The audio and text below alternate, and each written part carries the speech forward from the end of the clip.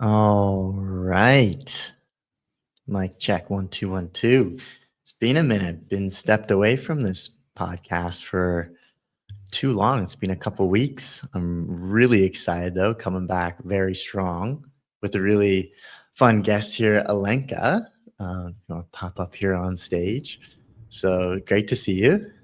Great to see you, Dan. Hey, everyone. Thank you for having me. Yeah.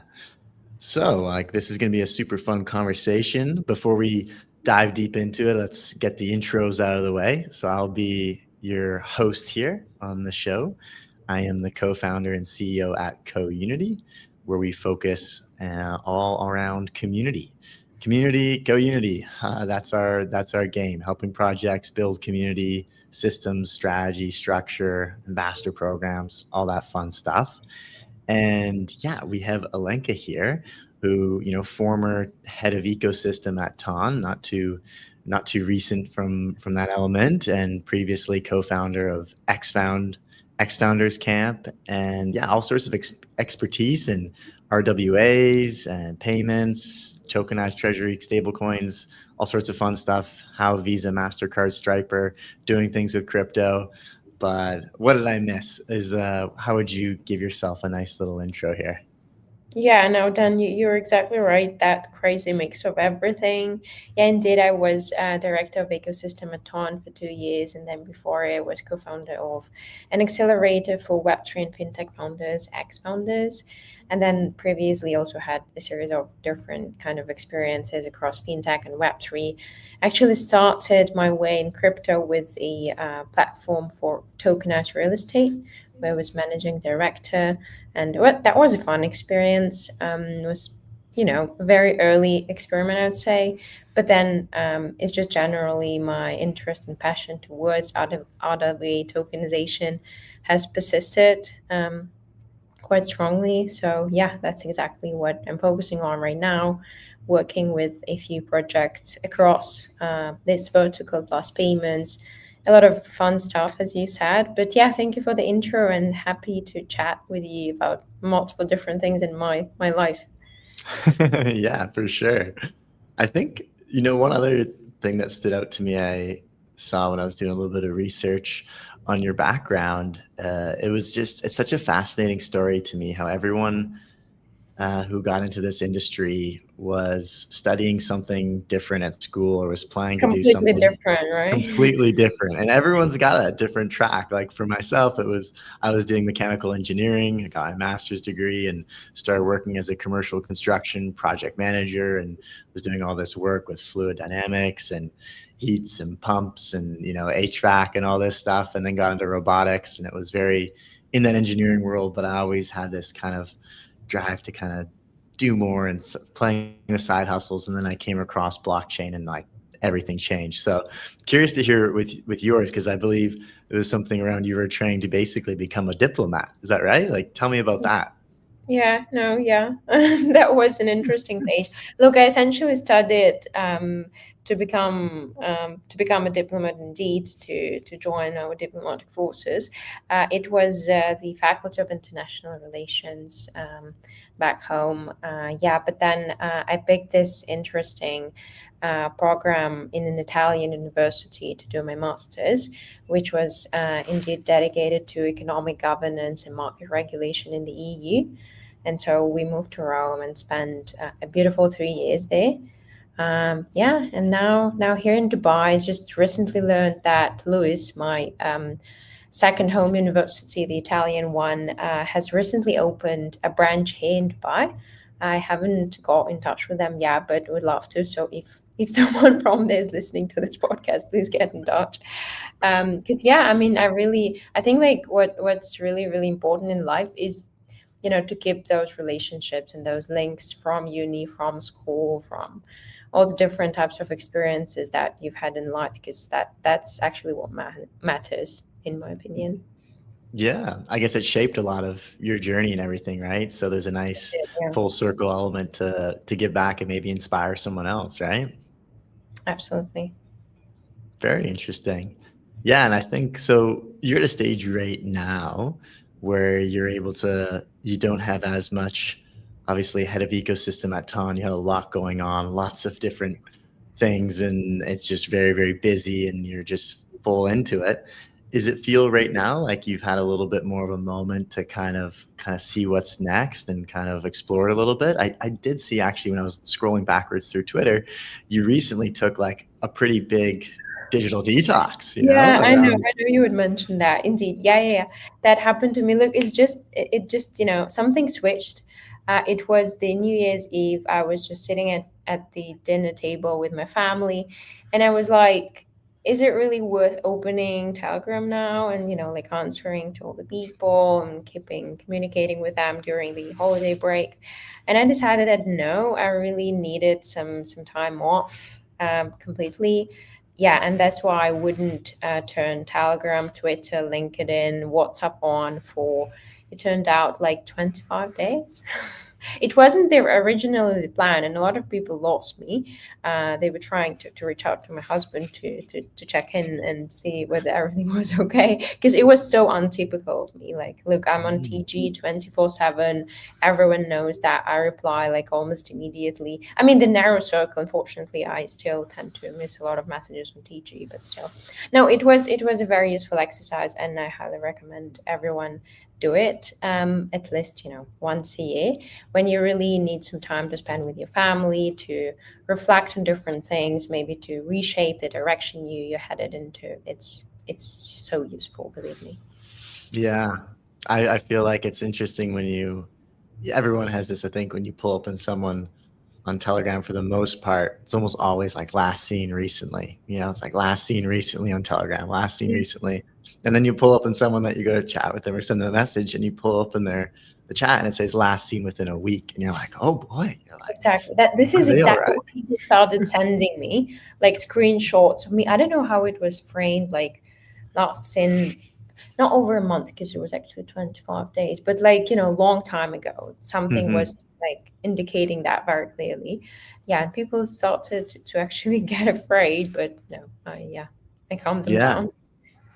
So do you feel like there's like an element of coming back from that, just more energy, obviously throughout the process of it, just nice to not feel like you don't have to pick it up and look at these different things, and you can just enjoy more of the real world and just kind of be more present. And do you feel like, you mentioned you recommend people do this once a year, it's like almost an element of your brain getting a little bit of kind of healing in a certain sense in some way? Like, how would you describe it as a component of why it's something like people should do?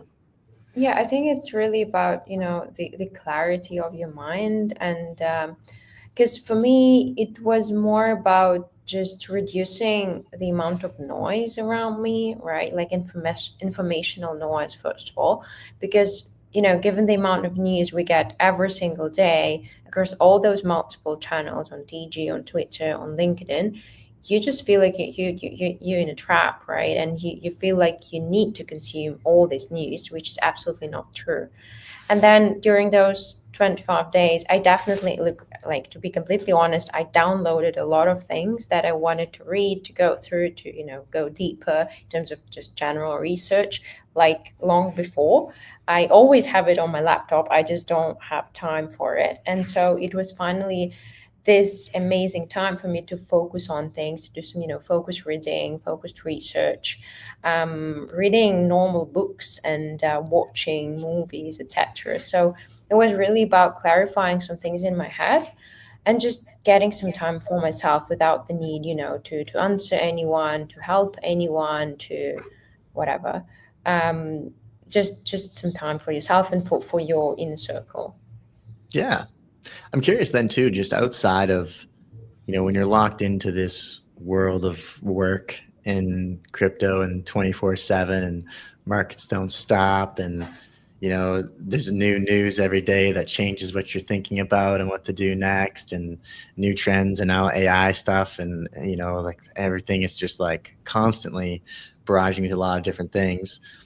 Like, I'm curious for you, do you recommend, or maybe do you not recommend, but do you have, like, what would you say are your hobbies outside of all that crazy world? Like, what are your fun hobbies that you just like to do outside of work? Well, do like 30K step walks count as an interesting hobby? If yes, then I would name it first of all. Look, I love walking. It's my thing. I don't know like when it started, because I clearly remember that when I was little, I hated walking. Like I properly hated it. And my dad would need to kind of put me on his shoulders if we were somewhere, I don't know, like for a short trip in Europe, because I properly hated going anywhere on foot. It was really a problem for my parents. But then I think it was like our first trip with my mom to Paris, where I really discovered, this. No, it wasn't really hobby back then, but it was raining constantly.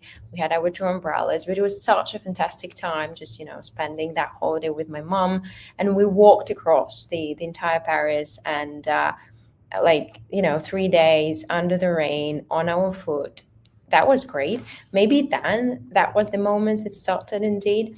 But now, look, I walk like on average, I would say 20K steps a day. Um, I just because I wake up very early and I just have breakfast and go for a walk. I do a lot of useful things while I'm walking. Like for instance, like I have a Telegram channel and I would write posts while I'm walking. Right, I just export all the thoughts from my head when I do it, and I get a lot of inspiration just from the very movement, this sense of Mhm. being in nature, being surrounded by trees. And yes, in Dubai we have amazing lovely parks, especially in my area. That's why we picked it. So yeah, it's just about, I think it's a way, the major way for me to relax, and again to take some time for myself. And just generally morning is the time that I dedicate to myself entirely. That's probably why I wake up very early when there's no one around me. Yeah, so I would say that's the first one. And here in Dubai, we discovered a very nice type of Saturday activity. So we gather in Blue Waters, for those that know the city well, every Saturday, well, almost every Saturday, with some exceptions, of course, when we're away, at around 6 or 7 a.m. It depends on the season, right? And depends on how hot it is already in the morning. So, yeah, we gather at, let's say, 6, Blue Waters. It's a company of around like 5 to 15 people, it depends. It's a group of entrepreneurs, startup founders, not necessarily crypto, people from traditional industries. And that's what really makes it very exciting. Because then you ought to spend around 5 hours with those people walking 30,000 steps. And then, we have, I don't know, for someone it's breakfast, for me it's already lunch. And it's such a fun experience. And we discovered it here in Dubai. Like I don't think you would ever imagine it, right? Because the myth about Dubai is that you can't walk here. Indeed, you can, and yeah. So that really enhanced my hobby even more. So that's the first thing. I'll stop here if you have any comment on how crazy I am, and then I have a bunch other hobbies to share as well. No, not at all. I think that's an amazing, obviously healthy habit and component of just helpful for your brain to be moving, right? It's funny sometimes I do go for like walks, but as an element of when I go for walks, I'm also thinking kind of being a little bit productive, not fully unplugging. And my method for it, and I may look like a crazy person, but I like talk to myself and I record it. So I have like a Mm. voice recorder, and just like Google Recorder, which pulls a transcript. And then I'll just start a recording. It'll be like strategy for a certain client. And then I'll just go for a walk and I'll just ramble about the different strategies or approaches that we could take on different things for them. And then I take that transcript and load it to like drop it to AI and have it kind of clean it up a whole bunch, right? To pull it You can together do into it a directly document. with ChatGPT, right? That's what I do. Actually, I talk You to it. can, yeah. But sometimes I found on ChatGPT the microphone talking thing, I'll like lose the file or something. And I just like This to kind is of have the true. Like hard honestly, file. it happened to me so many times. I was so Yeah. pissed. But yeah, that's true. Yeah. So I don't know. It's a bit of a play off of your walking thing. I also do the similar thing, but just to be able to get out of the office and just record something, and still be kind of productive at the same time. But curious to hear the other hobbies though. Yeah. So look, it's actually, yeah, it's all about sports. So Yeah. look, I absolutely love gym. And I just recently listened to a podcast with the CEO of Bridge, Zach, and he was asked like how he manages, to be so energetic and motivated. What's like the life hack for this amazing productivity? And he said that he starts every single morning with a workout. And that's essentially me. Like, I can't really start any working day without sports. It also regards weekends as well, but you know, uh, like a gym workout or swimming as well. That's what I discovered here in Dubai too, because in every building you get like a very nice swimming pool, and we are very happy to have a large enough swimming pool. And I'm usually the only one properly swimming there. Others are usually just sunbathing, and that's it. Yeah, so I would do like 1 kilometer, 1.5, maybe two in some under some exceptional circumstances when I have a lot of energy. So that also helps me really, you know, you kind of you find yourself in a completely different state of mind, even a very different one from the one when you're walking, right? Because you're essentially in a different element, if you can say so, right? So when I come back home, it's just I'm very different. So those two, and then probably the last one, because I have many, but the major ones is cooking. I even used to have my own kind of small bakery back at school, yeah, high school, and the beginning of my university years. So I would sell cakes on Instagram. And then it just, I definitely like stopped at some point at uni because it's not that I wanted to do it professionally. It was really like a hobby that I tried to monetize and to get some first-hand business experience as well. But now, like, I cook a lot, and I obviously always prefer home cooked food over any cool restaurant. Even though we definitely dine out a lot with friends, colleagues, partners, but still, yeah, I cook a lot and I absolutely love it.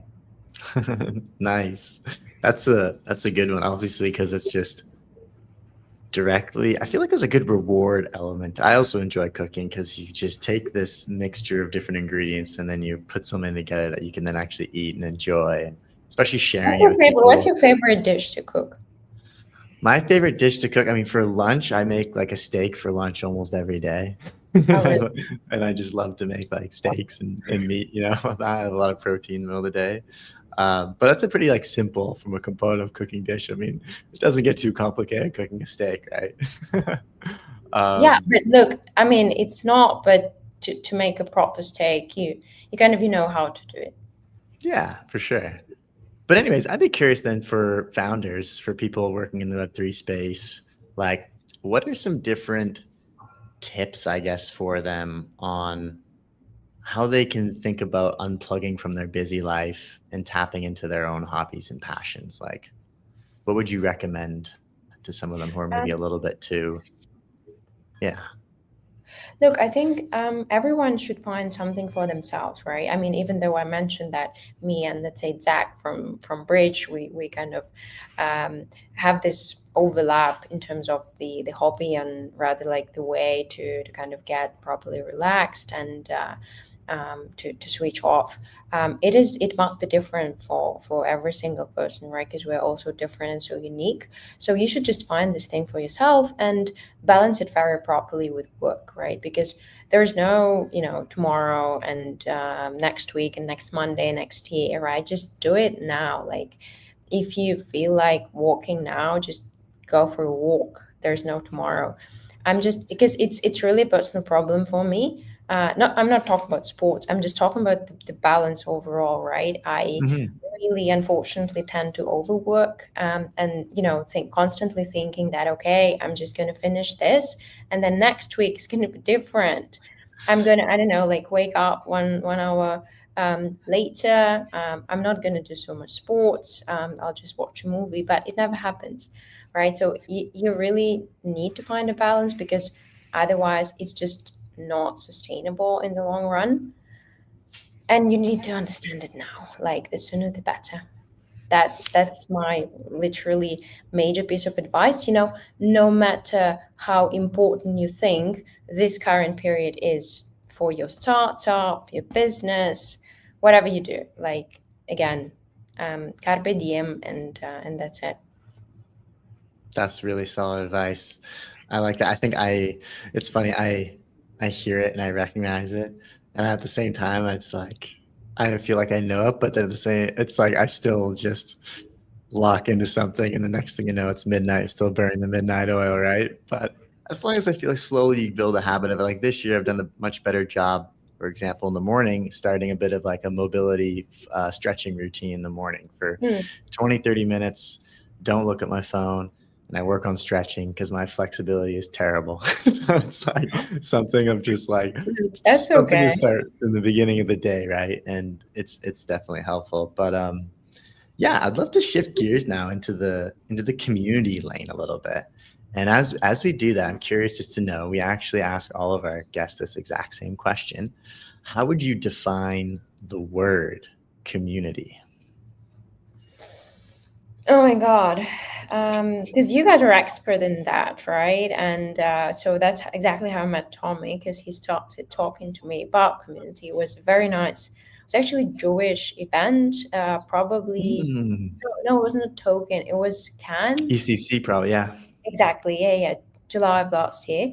And he was so passionate about it, right? And just started to talk about it straight away. And it was like, wow, no, this guy really knows what the community is. Look, but back to the question. I would say it's a group of people who are not only kind of bound by, you know, common interest, but who have managed to develop very deep and sustainable links um, among them.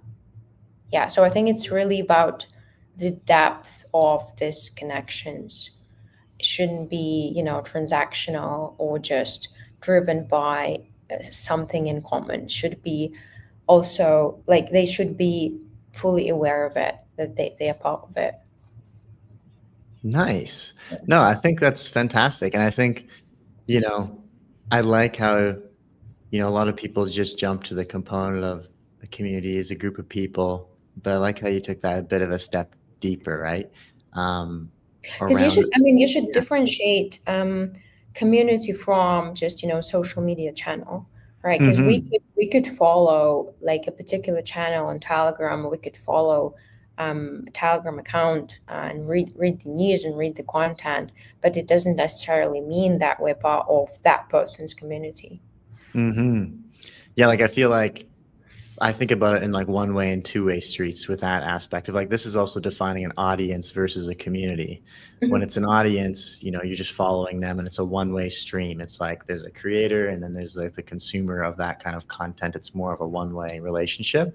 On the community front, you kind of mentioned this, it's a bit more interdimensional, right? Like you've got two-way streets, you've got feedback, and then you've got community members who are aligned and also there for the same reason, colliding with each other, right? And I think that's one thing I think about with community building is how can I increase collisions? Like how can I have more of our community members collide with each other in different ways?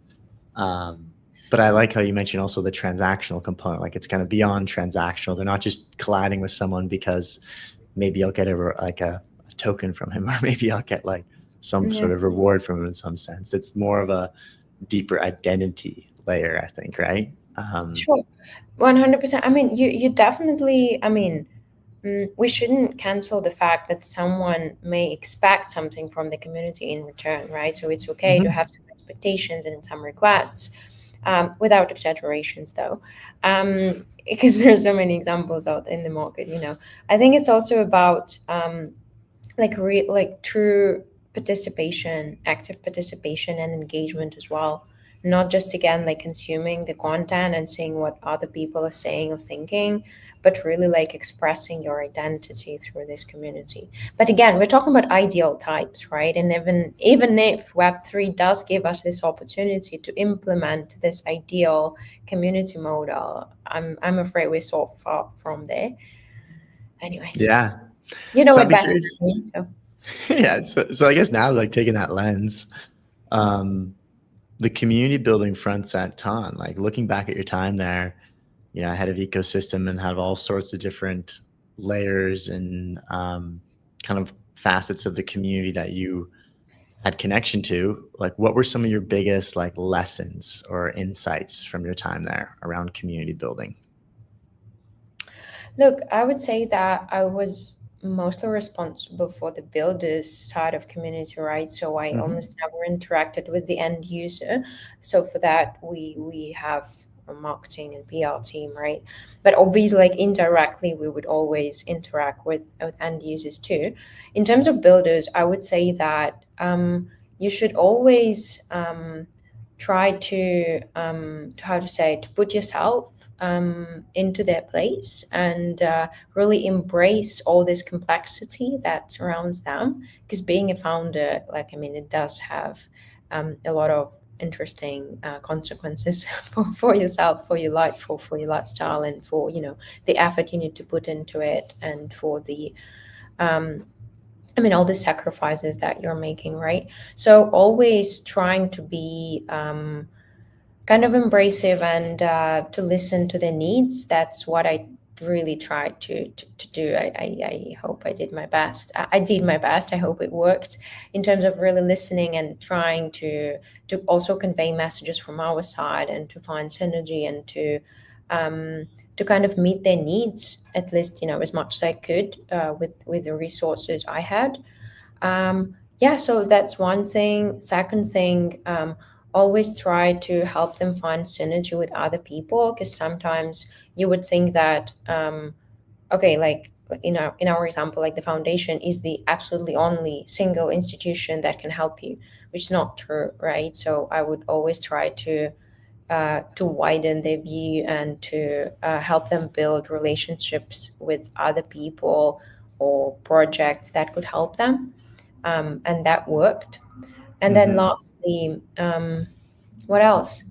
Yeah, I think it's really about also being in what you do, because people get offensive and they remember a lot of things, and yeah, you just need to frame every thought and every um, yeah, every thought very clearly and to express yourself carefully. That's my Mm, last piece of personal advice.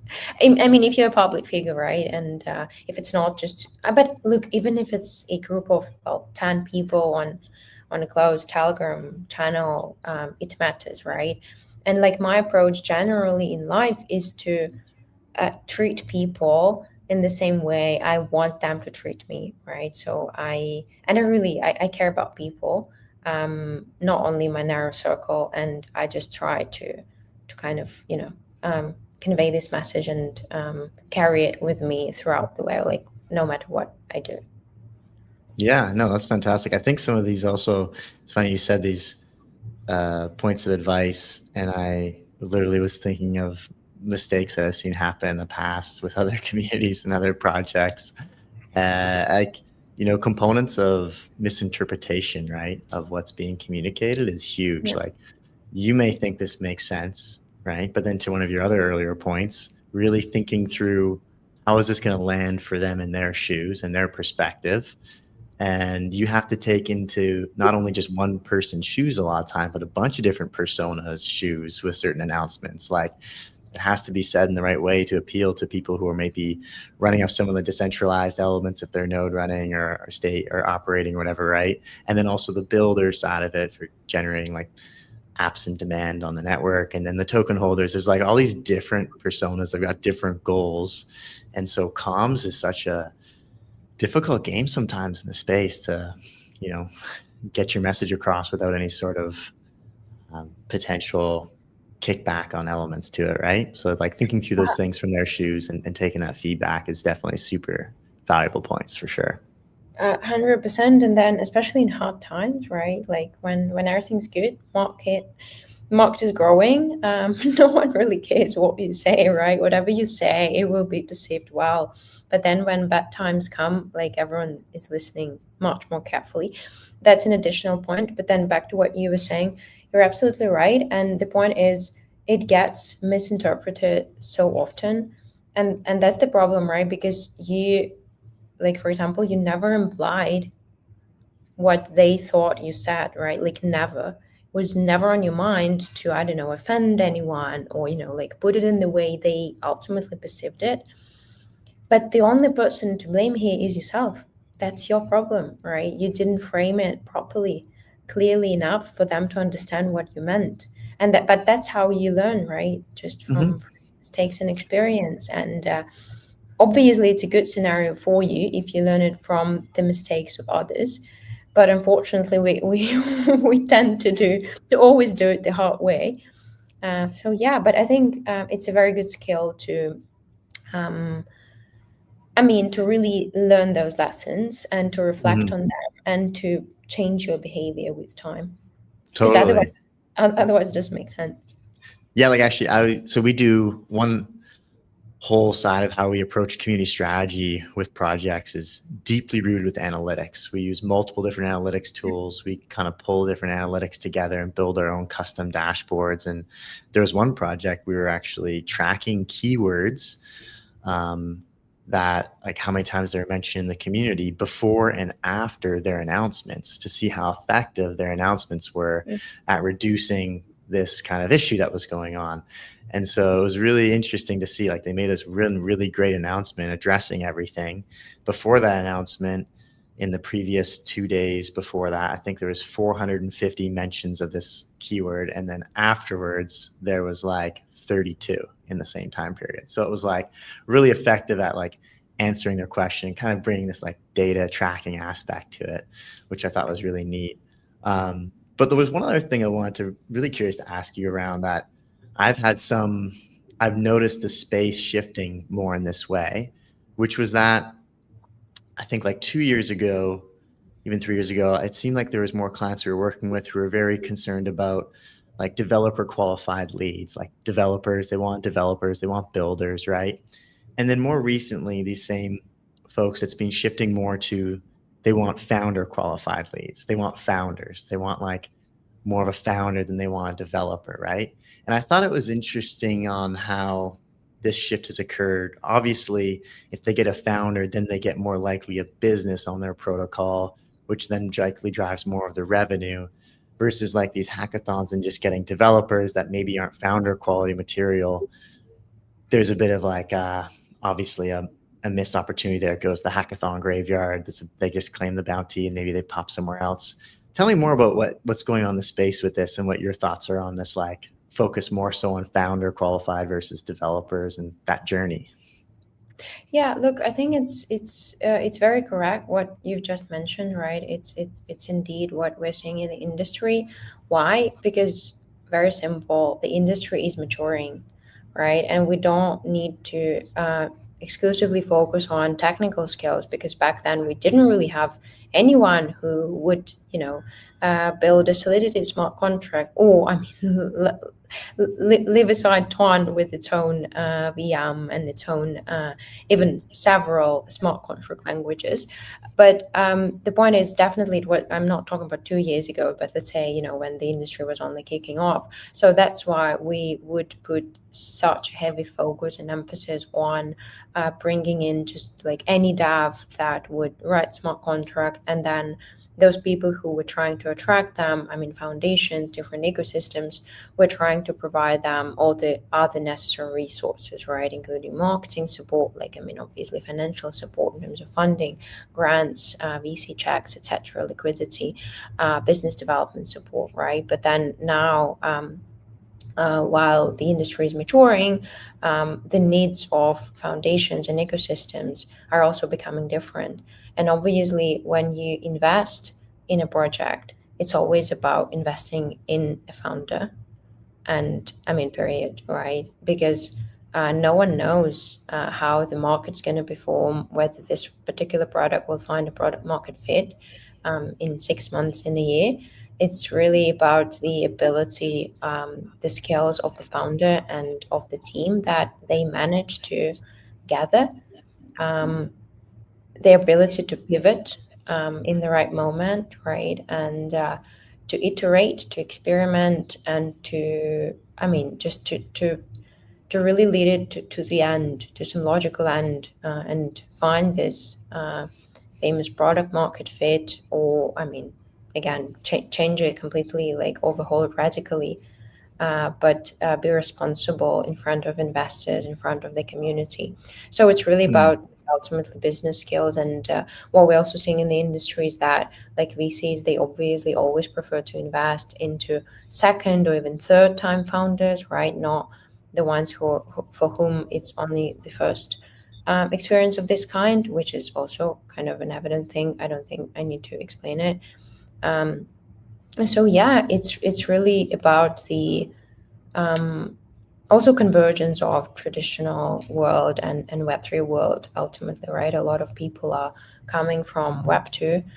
Obviously, a lot of people are leaving as well and going into AI and stuff, but still, a lot of traditional VCs are now interested. A lot of obviously financial institutions who are coming, going back to RWA tokenization trend you mentioned at the beginning, right? So Hmm. it's shifting, and but it's a good sign, I believe, because again, it's the sign of maturity.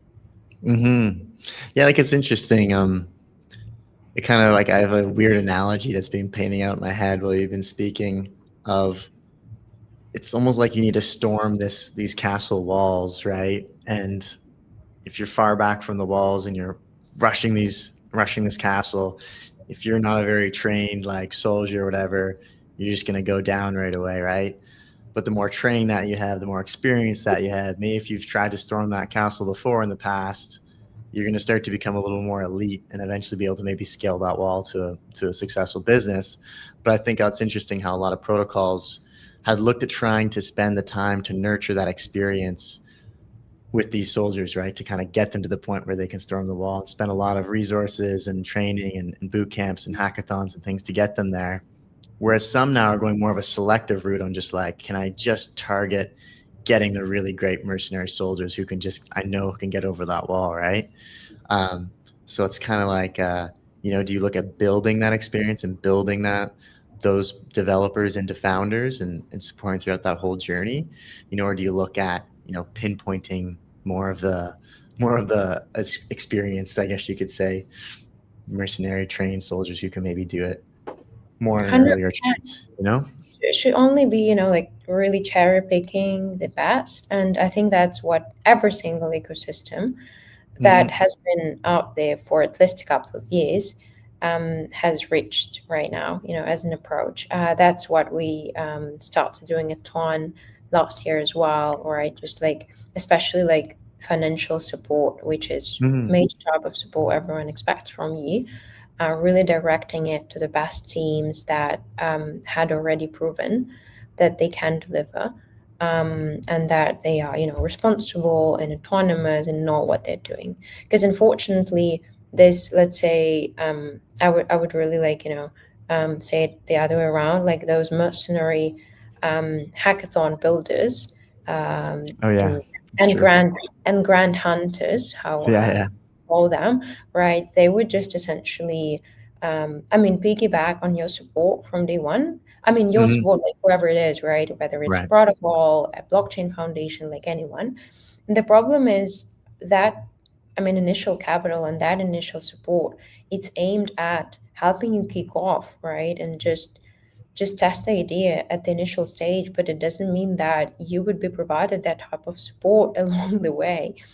It's Hmm. really just like a small platform for you to jump and then, continue Prove on your yourself. road. Yeah. And Yeah. unfortunately, it really developed that type of type of behavior of some teams that would always expect something from someone else and rely on all these different players in Web3 that are trying to help in order to also increase demand for what they're doing, whether it's again a blockchain, some infra product, any protocol, any app, right? Because like, I mean, we're ultimately trying to attract people from Web2 to Web3, and there's still not enough demand, Hmm. and we're ready to pour in incentives, whatever we're doing again. And so some people just kind of used it to their advantage, and problem is they got used to it. They got used to expecting help from somewhere else. That's not what you get in Web2. I mean, you Hmm. don't have such an institution as a blockchain foundation to, ask money from in Web2 if you're building like AI, for instance.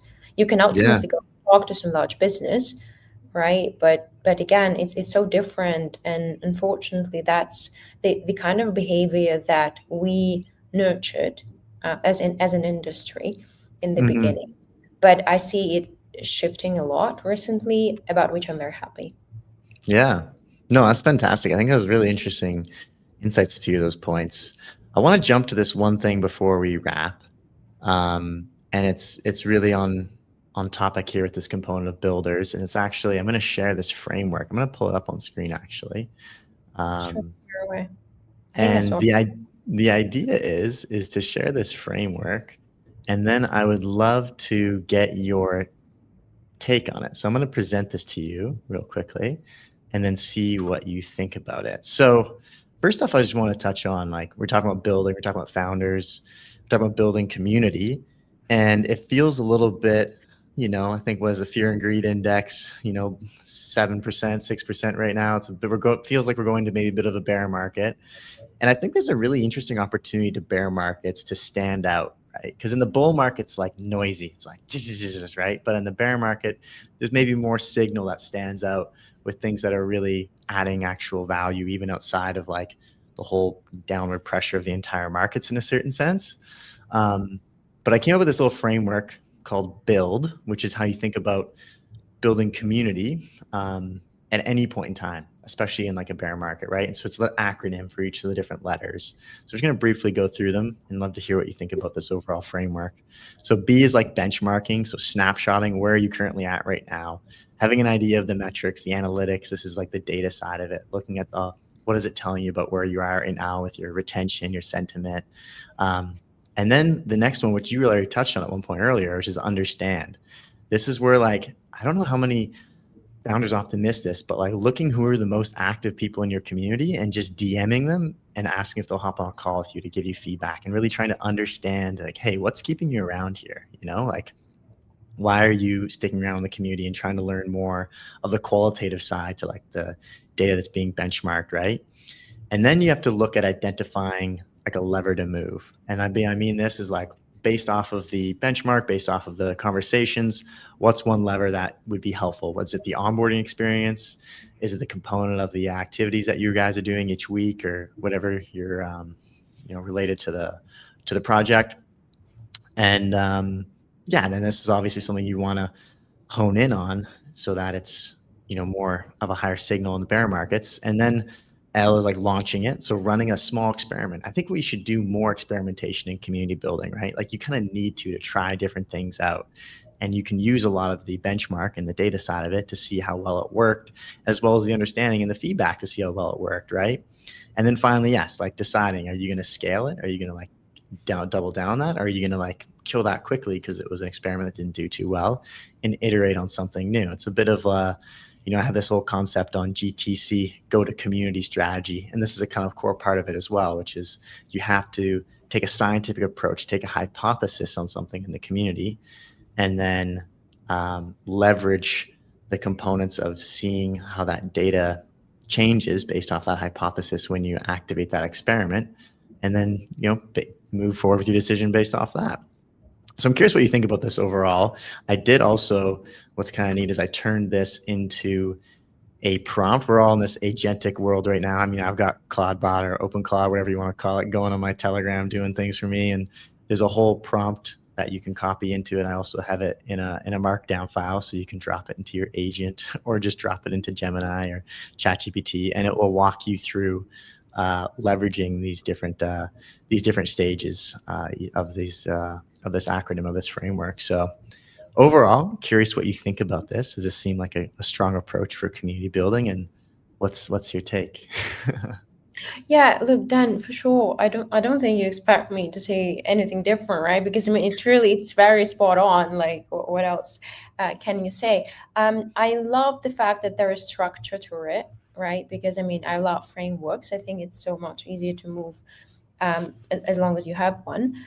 And I would say I would want to use it for myself as well, right? Because now I also need to change some kind of, the narratives that I pursue, that I focus on, having left Ton quite recently. And as you understand, the majority of my audience and my community was really focused on Ton, and they wanted to hear more about like on the Ton narratives. So I love this framework. I'll test it and let you know. I'm gonna do it with ChatGPT if you don't mind.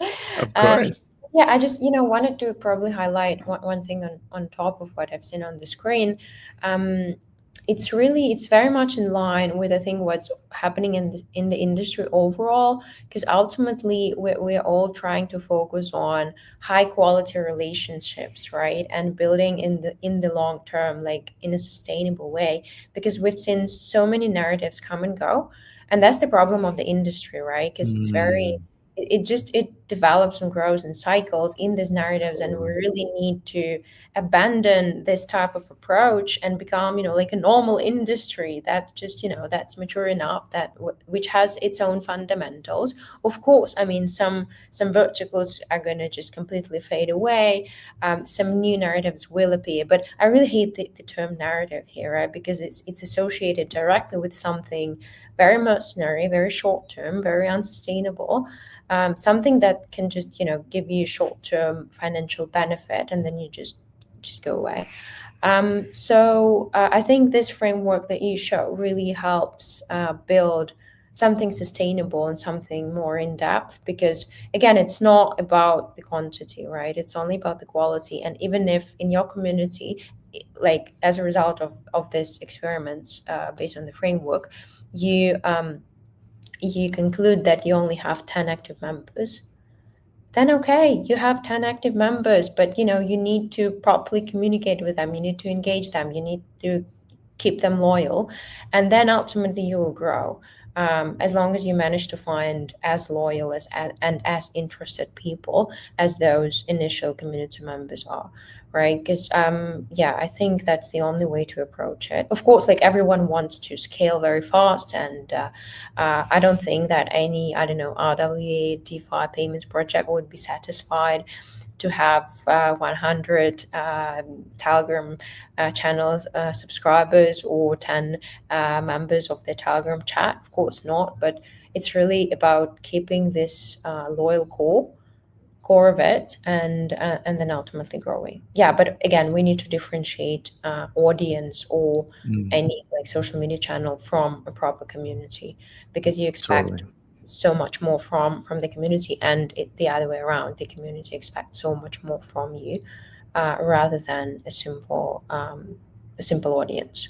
Yeah, you'll definitely find, I think, also this split of the 90% who are maybe, or 80% who are maybe lurking, or the lurkers who are just in the community lurking, then the people who are creating content and engaging, and then you've got this diehard 1%. That might only be 10 people in a group of 100,000, and these are the people you really want to nurture and empower and connect with and whatnot, right? Yeah. But yeah, fantastic. This has been such a great episode. It's been really fun having this conversation with you. I'm definitely down to continue it in the future. If you want to jam on your community and use the framework and let me know how it works for you, that'd be really fun. Sure. But as we kind of close here, is there any final, thoughts you'd want to leave with everyone here in the audience around just this episode or anything that's on the top of your mind to close? Look, I think it's a very, yet again, particular period for our industry, right? Um, I just want to probably, give a small piece of advice, guys. Just, do what you're doing. Focus on building something sustainable, something that really makes you enjoy the process and makes people around you happy, because otherwise it doesn't make any sense. Just enjoy what you're doing, enjoy the moment, and never forget about the balance in everything that you do. Yeah, let's just keep going. Our industry is such a fascinating one. Otherwise, we wouldn't be here, right? There are ups and Hmm. downs. Otherwise, it would be so boring and so dull. Um, so yeah, it's a roller coaster, but it's a fantastic one, in my opinion. Yeah. And I guess you can find you, got your Twitter handle up here on the screen. Is there anywhere else that you want people to find you, or Look, is this a good I spot? kind of consolidated it into a single template. So it's Alenka everywhere, but it kind of then varies, like Alenka on X, Alenka on DG, etc. So Mm, on IG, which would be Instagram. So I nice. finally did it during that 25-day break that I mentioned. I was like, okay, I'm going to have, a consistent, a single kind of Nice. personal brand. So yeah, just guys find me. I'm on LinkedIn as well, if that's where you spend your time. But yeah, Twitter works super well. Even yeah, I'm open to Nice. I did DMing a sim every Twitter. Yeah. right on. I did a similar thing. I managed to get the Dan Rodman on most platforms. So that's always nice to have a similar Oh handle yeah, and oh, whatnot. yeah, yeah. One Uh, one Telegram username has just been sold for like $2.1 million. I think I just saw the wow. message right before the stream. So yeah, I mean, Wow. probably Get it's your already handles, late everybody. for you. Awesome. Thanks so Anyways, much, Alenka. Such a thank you, pleasure. Dan. We'll catch you later. Likewise. Yeah.